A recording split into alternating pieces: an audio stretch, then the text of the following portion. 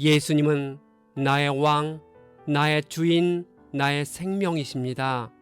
하나님 아버지, 지혜로운 사람과 의인의 행함을 통해 배우게 하시고 미련한 사람과 악인의 행함을 통해 깨닫게 하시니 감사합니다. 우리의 모든 삶 속에서 지혜와 명철을 얻게 하시고 지혜가 주는 유익을 알고 지혜를 간절히 사모하도록 인도해 주옵소서. 예수님의 이름으로 기도합니다. 아멘. 오늘 읽을 말씀은 잠언 10장부터 15장입니다. 이 말씀의 핵심은 첫째, 주님은 속이는 저울을 미워하시고 정확한 저울추는 기뻐하십니다. 둘째, 훈계를 좋아하는 자는 지식을 얻고 징계를 싫어하는 자는 짐승과 같습니다.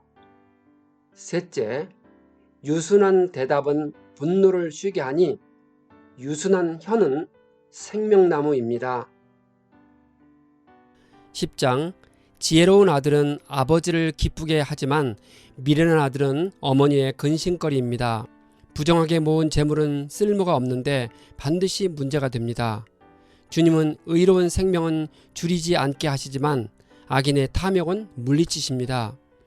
의인이라 할지라도 굶주리는 경우가 있습니다. 경건한 의인들이 전쟁이나 핍박 등으로 심각한 박탈과 굶주림을 겪었습니다. 여기서 잠언의 말씀은 의인이 하나님의 축복을 받는다는 일반적인 원칙을 말하고 있습니다. 하지만 영적인 측면에서 볼 때 의인의 영혼이 굶주리지 않는다는 것은 확실합니다. 미움은 다툼을 일으켜도 사랑은 허물을 가립니다. 마음이 지혜로운 사람은 계명을 받습니다. 게으른 사람은 가난하게 되고 부지런한 사람은 부유하게 됩니다. 여호와를 경외하는 사람은 장수하고 악인의 소망은 끊어진다고 합니다. 하지만 예외적으로 의인이 일찍 죽기도 하고 악인이 오래 살기도 합니다. 잠언의 말씀은 일반적으로 살펴볼 때 우리가 하나님의 말씀을 따라 의로운 삶을 살아가면 수명을 단축시키는 많은 어리석은 행동과 습관을 피할 수 있다는 것입니다. 그 결과로 우리는 더 행복하고 더 건강하게 오래 살 수 있습니다. 하나님은 내가 거룩하니 너희도 거룩하라고 합니다. 이 명령을 따라 사는 사람들은 일반적으로 깨끗하고 건강하게 살아갑니다. 11장, 하나님은 속이는 저울을 싫어하시고 정확한 저울을 좋아하십니다. 속이는 저울은 물건을 달 때 공평한 추를 사용하는 대신에 거짓 추를 사용하는 부정한 상행위를 가리킵니다. 이렇게 하는 이유는 이웃을 속여 부당 이익을 얻으려 하기 때문입니다. 이 같은 행위는 공동체의 신뢰를 무너뜨리는 악하고 거짓된 행위입니다. 하나님은 거짓을 아주 싫어하십니다. 그러니 거짓을 행하는 자는 하나님의 미움을 받아 징벌을 피할 수 없는 것입니다. 교만한 사람에게는 부끄러움이 따르지만 겸손한 사람에게는 지혜가 따릅니다. 교만한 사람은 충언을 듣지 않습니다. 모르는 사람의 보증을 서면 고통을 당하지만 보증 서기를 거절하면 안전합니다. 잠언에서는 보증을 서지 말라고 여러 번 말씀합니다. 만약 보증을 서주려면 자신이 대신 갚아줄 수 있는 경제적 여유가 되는지 충분히 생각해야 합니다. 만일 보증을 필요로 하는 사람의 갚을 능력을 충분히 신뢰할 수 없고 자신도 그 빚을 대신 갚아줄 능력이 없으면 잠언의 충고대로 보증을 서지 말아야 합니다.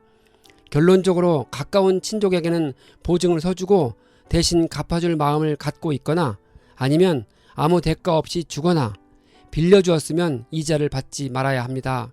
돼지코의 금골이라는 의미는 서로 극히 어울리지 않는 상태를 묘사한 말입니다. 구약시대의 성결법에서는 돼지를 부정한 동물로 규정되어 먹는 것은 물론이고 만지는 것조차 금하고 있습니다. 따라서 그런 부정한 동물의 코에 값진 금고리가 달려있는 것은 전혀 조화롭지 못한 모습입니다. 아름다운 여인이 분별력이 없이 경솔하게 함부로 말하고 염치 없이 제멋대로 행동하면 외적인 아름다움과 내적인 품격이 서로 전혀 어울리지 않는다는 것을 가리킵니다. 12장, 훈계받기를 좋아하는 사람은 지식을 사랑하지만 책망받기를 싫어하는 사람은 짐승과 다를 바 없습니다. 지혜로운 자는 값진 진리를 얻기 위해 자신의 자존심을 누르고 훈계를 받아들입니다. 어진 아내는 남편의 면류관이지만 남편을 부끄럽게 하는 아내는 남편의 뼈를 썩게 합니다. 어진 여인은 그 탁월한 성품으로 인해 자신은 물론 그 남편까지 사람들의 존경과 존귀함을 받게 합니다. 욕을 끼치는 여자는 벌레가 나무를 썩게 하여 죽이는 것처럼 그 남편의 육체적, 정신적 능력과 생명력을 점차적으로 피폐하게 만든다는 의미입니다. 업신여김을 받더라도 종을 부리는 사람이 스스로 높은 체 하면서 먹을 빵이 없는 사람보다 낫습니다. 이는 다른 사람의 평가와 상관없이 실속 있는 알찬 삶이 겉만 번지르르한 허영의 삶보다 낫다는 의미입니다. 의인은 자기의 가축의 생명을 돌보지만 악인의 궁율은 잔인합니다. 이 말은 경건한 지혜를 지닌 의로운 자는 모든 살아있는 생명에게 그 영향력을 올바르게 끼친다는 의미입니다. 살아있는 생명을 다루는 그의 태도에서 이웃이나 친구들을 어떻게 다루는지 충분히 알 수 있다는 말입니다. 우리가 지혜롭게 결정을 내릴 수 있으려면 우리 내면에 있는 영적인 지혜로부터 자연스럽게 지혜를 끌어올릴 수 있어야 합니다. 지혜로운 자들이 실제의 삶 속에서 어떤 현명한 결정을 내릴 때 그들은 다른 사람의 권고와 충고에 충분히 귀를 기울입니다. 이런 모습은 미련한 자들이 남의 권고에 귀를 막고 스스로 옳은 줄로 여기는 것과는 확실히 대조됩니다. 지식을 감추는 것이 슬기로운 행동이라 합니다. 슬기로운 자는 절제하는 겸손함으로 적절한 대상과 때를 위해 침묵할 줄 안다는 뜻입니다. 그는 누구에게 언제 무슨 말을 어떻게 해야 할 줄을 아는 사람입니다. 13장 지혜로운 아들은 아비의 훈계를 들으나 거만한 자는 꾸지람을 즐겨 듣지 않는다고 합니다. 어른이 되어도 아비의 훈계를 여전히 들어야 합니다. 사람의 재물이 자기 생명의 속전이 될 수 있습니다. 많은 재산을 가진 자가 납치되거나 포로가 되었을 경우 그의 재물이 몸값이 되어 그를 죽음에서 건져낼 수 있다는 의미입니다. 삶에서 정말로 위험한 일은 너무 교만해서 누구의 말도 들으려 하지 않는 데 있습니다. 교만한 자는 언제나 토론을 즐기고 다툼을 일으키면서도 결국에는 남의 권면과 충고를 거부합니다. 반면에 지혜로운 자는 다른 사람의 권면과 충고에 귀를 기울입니다. 지혜로운 자와 동행하면 지혜를 얻고 미련한 자와 사귀면 해를 받습니다. 말을 조심하는 사람은 자기의 생명을 보존하지만 입을 함부로 여는 사람은 자신을 파멸시킵니다. 자식을 진정으로 사랑한다면 부지런히 징계하라고 합니다. 부모의 징계가 함부로 남용되어서는 안 되지만 자녀가 잘못했을 때 체벌을 해야 합니다. 자녀가 잘못을 했는데도 적절하게 징계를 하지 않는 것은 그 자녀를 미워하는 것과 같습니다. 자녀의 올바른 성장을 바라고 깊은 사랑에서 나오는 징계는 상처를 주지 않습니다. 우리의 부모이신 하나님이 우리를 지속적으로 징계하시고 인도해 주시는 것처럼 우리도 자녀를 올바른 징계로 인도해야 합니다. 14장 지혜로운 여인은 자기 집을 세우지만 어리석은 여자는 자기 손으로 집을 무너뜨립니다. 소가 없으면 구유는 깨끗하겠지만 소가 있으면 얻는 것이 많이 있습니다. 미련한 자는 죄를 조롱하고 비웃습니다. 미련한 자는 죄가 가져다주는 파괴적인 결과를 충분히 인식하지 못하기 때문에 죄를 가볍게 생각하고 우습게 여겨 아무런 거리낌 없이 죄를 지으며 죄를 즐기기까지 합니다. 그들은 어느 순간 심판을 받아 갑자기 멸망하게 됩니다. 사람은 자기가 가는 길이 바르다고 느낄 수 있지만 신뢰할 수 없습니다. 타락 이후 본래부터 죄성을 가진 인간은 언제든지 잘못된 판단을 내릴 수 있습니다. 그렇기 때문에 우리가 무슨 일을 결정할 때 하나님의 말씀에 기준을 두고 해야 합니다. 그렇게 하면 바른 길로 안심하고 갈 수 있습니다. 여호와를 경외할 때 생명의 물을 공급받을 수 있습니다. 마음이 평안하면 몸에 생기가 돌지만 질투하면 뼈까지 썩습니다. 우리가 다른 사람을 시기하여 질투할 때 우리 뼈가 곧바로 썩는 것은 아닙니다. 그러나 미움과 시기는 심각한 스트레스, 수면장애, 소화불량, 정신 이상 등을 일으킬 수 있으니 결국 사람에게 심한 고통을 줍니다. 반면에 하나님 말씀에 따라 살면 내적인 평안이 있습니다. 15장 부드러운 대답은 분노를 가라앉히지만 거친 말은 화를 돋게 합니다. 우리는 사소한 말다툼으로 시작했다가 큰 싸움으로 이어지는 뉴스를 종종 듣습니다.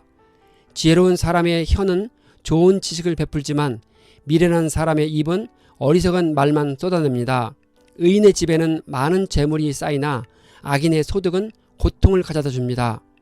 정당하게 땀을 흘려 번 돈은 가정에게 평화를 주고 행복을 주지만 뇌물이나 갈취로 얻은 소득은 결국 가시처럼 찌르고 고통을 줍니다. 하나님은 악인의 제사를 미워하십니다. 그 이유는 악인의 제사는 하나님을 경외하는 참된 예배 정신이 없기 때문입니다. 하나님은 성경 전체에서 형식적인 제사보다 마음으로 순종하는 것을 더 원하십니다.